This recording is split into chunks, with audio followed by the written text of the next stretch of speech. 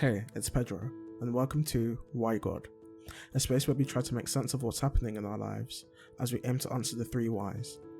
Why does God? Why choose God? And why God's love? Episode 7, Self-Control. In my walk with Christ, there have been times where I've recognized the need for self-control. Situations would range from controlling myself and denying the flesh, or controlling my speech from saying something abrasive to someone. And what I realized was that the more I tried to hold myself back, the more I found myself letting myself go.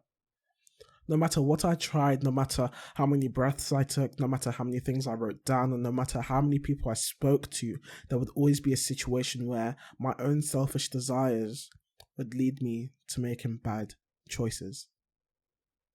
And while suffering the consequences of my own actions, whilst being told off for being rude or being riddled with guilt, I felt so torn.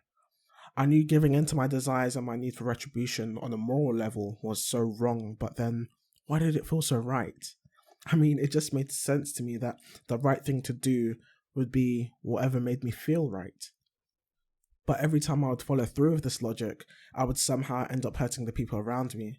And even more than that, what I didn't realize at the time is that I would be hurting myself, allowing myself to think that this get back behavior was acceptable. But wait, where was God during all of this? I mean, surely a loving God wouldn't let me suffer alone because of my own actions, and surely a loving God wouldn't let the people I hurt suffer at all. If there was a truly loving God out there, why would he allow me to be such a bad person? In fact, why would he allow anything bad to happen at all? Why, God, am I so inclined to be a bad person? It's certainly nothing new that humans seem to be inclined into choosing the wrong decisions and making mistakes. And even more than that, it's nothing new that we try to push the blame onto other people to try and cover our own guilt in a situation that we played a part in. It's just the nature within us. I mean, even back in the days of Genesis, after God challenged Adam and Eve on their disobedience, Adam tried to push the blame onto Eve, and Eve pushed the blame onto the serpent. Again, it's just in our nature, but that doesn't make it okay. You see, just as Adam and Eve suffered the consequences of their disobedience, so too will we suffer the consequences of our action. And in no way does this mean that God is any less loving than he truly is. If you remember my father and child analogy in episode 2, you'll remember the importance of God being our father and we his children. And just as a loving parent wouldn't be toxically overprotective of their child from danger, so too would a loving parent allow their child to suffer the consequences of their own actions, not to let them suffer, but to allow them to learn right from wrong and the consequences of choosing wrong and the worth of choosing the right thing. And it works the same way with our Heavenly Father. He will allow his children to make mistakes, to follow through with their sinful nature, just so they can see for themselves how much they need self-control to choose the right things. But how do we reach that level of being able to have self-control to reject the wrong things and to choose the right things? We find our answer in Romans 12 verse 2, which says, "And do not be conformed to this world, but be transformed by the renewing of your mind, that you may prove what is that good and acceptable and perfect will of God." So you see, the ability to control one's emotions, the ability to choose right from wrong, doesn't come from solutions that make sense to us, but rather from a mind that has been transformed and renewed to be in line with what God's will is. And God's will isn't just any will, but it is good and acceptable and perfect. And there's a huge emphasis on the mind here, or rather, the renewing of your mind.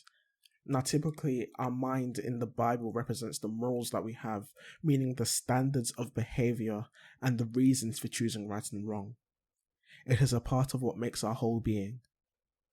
And when we understand that it is in our nature to make mistakes, and when it is in our nature that we fall short of the glory of God, as it says in Romans 3:23, the importance of renewal becomes very clear to us. And there is a loving God that wants to make us new. He wants to rescue us from this life of sin. He wants to renew our minds so we can tell right from wrong, so we can take part in his will of sanctification, so that we can be made acceptable in his sight to eternally reside in his presence in heaven. And Jesus, the Son of God, took the consequences of our sinful actions on the cross so that we didn't have to suffer, but yet believe in his sacrifice and follow him. Follow his ways, believe in the truth of his sacrifice, and continue to walk in the new life that our faith in him gives us. And with that being said, I'd like you to take this away with you. With the guilt and shame that we may feel because of our actions, those moments of feeling unworthy are chances to look at the one that can make us worthy. He wants to make us anew, break the chain of failing to use self-control, but give us a new mind and a new life where self-control is not an option, but a lifestyle. A lifestyle where we reside in his spirit by walking in the path of Christ. The path where we are made perfect by following the perfect one. The path where we may stumble but get back up with him in our sight. The path where the things of earth will grow strangely dim. And the path that ends in us, eternally residing with him.